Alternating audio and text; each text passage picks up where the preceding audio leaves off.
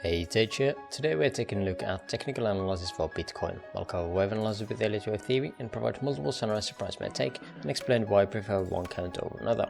Let's take a look at the different possibilities. Looking at this structure again, starting from the lows here of around 13th of October and around 17.9k. Again, we are on 15-minute time frame, so today we're going to be focusing on again the smaller time frame structures, and on weekend again the higher time frame structures.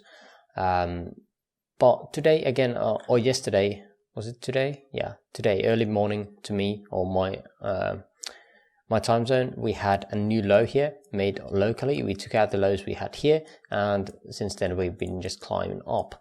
For the local structure, we had this as the main scenario in which we would expect this to be a far-away structure in here into an A wave or wave 1. Of course, that is possible as well. However, on the higher time frame, I do believe that this is more believable that if this was an A wave instead of wave 1. Since the top was made here on A wave, we could possibly have this as a far-away structure in A and another three-way structure here into wave B. And then looking for that C wave. Now the point of C wave would be a far-away structure here as creating a zigzag here downwards and taking out the lows of that A wave.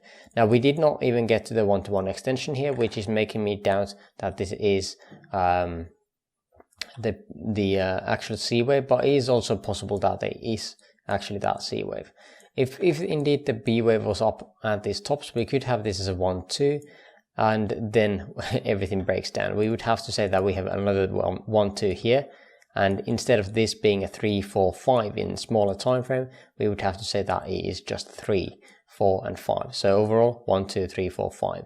This is the only way we can end a far-away structure count down these lows, having this as a 1, 2, 3, 4, and then expanding diagonal. Now again, it is very odd looking. We don't have any divergence here at the lows or inside this far-away structure, but we do have some divergence here at between the third and possible fifth here. So yeah, it is completely possible that that is something there, and wave C would end at these lows. I had a short position here where we came up to the one-to-one extension here at these highs, and we also had the retracement of 38 there as well. Exactly, and you see that was the entry for my short. Now we have already gone through that, so that was ended up right here. I got stopped out right at the top when we pumped up here, and this most likely now seems to be continuing to move upwards, so not much of a loss. So instead of this being a possible C wave, it is also possible that it is part of this larger B wave, creating a three-way, and three-wave before getting back to lower. Basically, generally if the B is not done here and would instead be up in here, we most likely would be expecting a five-way structure up in here to take out the highs of this possible A, B, and then C wave, unless of course it is going to be a running flat here. More shorter time frame, but yeah, I don't really like neither of these scenarios. The B wave would be so much larger than anything else. Even higher time frame, it would be quite a large thing. So yeah, it is not really good looking either. So at the moment, I'm again looking to play out these smaller time frames that I just mentioned. For example, that short that didn't play out too well. There was another one-to-one short here that was very, very nice looking here. If we are looking at that, exactly the one-to-one, and then again dump here for another 2%. So that was pretty nice.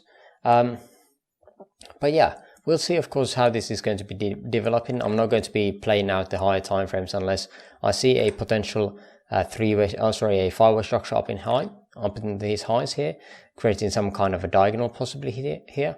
And then wave 2, and then 3, 4, and 5. At that point again, of course, the long from here would be possibly a very good idea. And again, we would be targeting at least that one-to-one extension of this first leg of whatever is going to be developing. So yeah, keep in mind that this is still a bit uncharted territory, and there's a lot of different different ways this whole thing can fold into. But yeah, that's my playbook at the moment. Smaller time frames and looking at those scenarios as mentioned. But that is pretty much all I want to share on Bitcoin today. If you made it this far into the video, I would appreciate the likes, links to my free Discord server in the description below. And for now, I thank you for watching and hope you have an amazing rest of your day. See you next video. Bye bye.